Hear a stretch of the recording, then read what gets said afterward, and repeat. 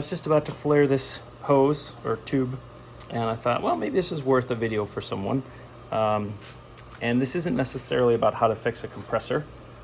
It's kind of about how I think and how that type of thinking has saved me money and increased my skill set. And maybe it's helpful for you all who's watching. So in 2017, I bought this compressor from Home Depot for 200 bucks. I've continuously had a problem with the pipe that comes out of the cylinder head into the tank. Basically, it'll blow out on me and I'll have to redo it. And the way the tube was, I kind of already destroyed it trying to mend it, but it was a tube something like this.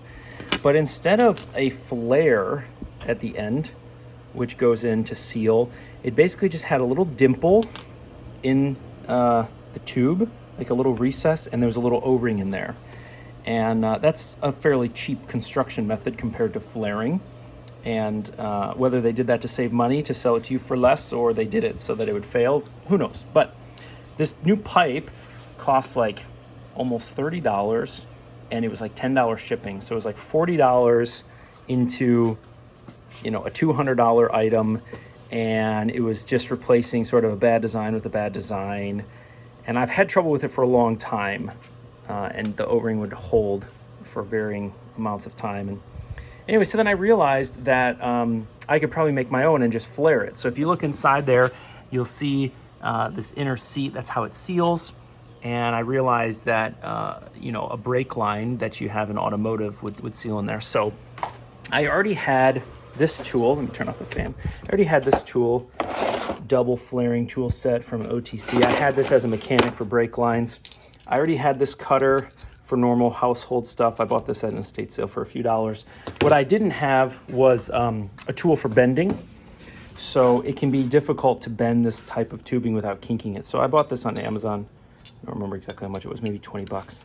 And then I bought this big tube of aluminum tubing, this big length of aluminum tubing for HVAC. But it's the same outer diameter of 3/8. And I already made a few.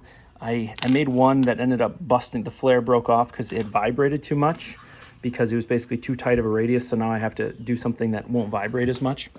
But here's my point. So you can be the guy that goes to Home Depot and buys a compressor, and then when it breaks, you can replace it with a new compressor. You can be slightly more thrifty than that, and you can order this new replacement line, and you'll be out 40 bucks. And that's certainly cheaper than buying a whole new compressor. Or you can go spend $40 in a new tool, and maybe in your case, a few more tools and some tubing, and you can do it yourself. And in the end, you'll actually have a higher quality component because this flare is far better than an O-ring. And you'll also have gathered some tools for yourself so that you can fix other broken stuff that might come into your life, or even better, you can help other people with their problems. And you'll develop a skill so that when you see something like that, you're not intimidated and you wonder, oh, I wouldn't know how to make something like that. You say like, oh, that's easy. And so I'm going to just show you how easy it is. Basically, this kit comes with 5 of these different dies. You put the tube into this fixture at the same height as the die.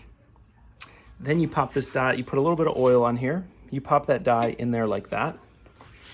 Then you take this clamping piece. I'm always doing this stuff one-handed, even though I have a tripod. And put that in there like that. And you drop it in there. And then you tighten that up. And you take this little bar that they give you and you slide this through. And you crank it down. And that's a single flare. Then, if you need to, you can turn that inner mouth into something that's a little bit more like a brake line, which I don't have one here to show you, sorry. And that's what they call a double flare. And so to do that, you just take this back off. You get rid of that little black die, and you just run this angled piece down into it. You can sort of see it here. This is step 1. This is step 2.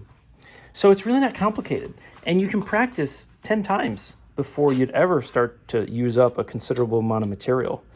And so my encouragement to you is just to be a do-it-yourselfer where it makes sense. Buy the tools and the infrastructure where it makes sense. You'll save money in the long run. You'll become better at fixing things. You'll lose the intimidation of, oh, that looks complicated, I wouldn't know how to do that. And you'll also increase your skill set so that you can be more helpful to others around you, like your neighbors and your friends and your family and things like that. So anyway, it's just kind of a slightly philosophical, also kind of slightly practical video on flaring the ends of tubes and cutting them and bending them and what you might want and need. And yeah, maybe that encourages you a little bit. One of the things that I find as I'm getting older that I didn't have in my youth is that I'm intimidated by things. You know, things that are new, things that I've never done.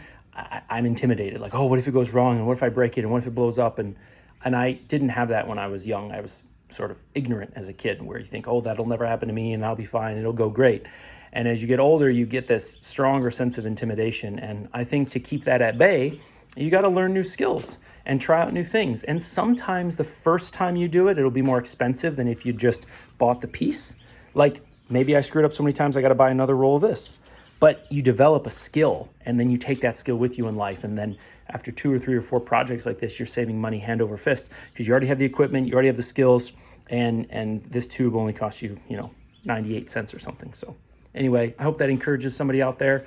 Gain some skills, lose the intimidation, save some money, retire early.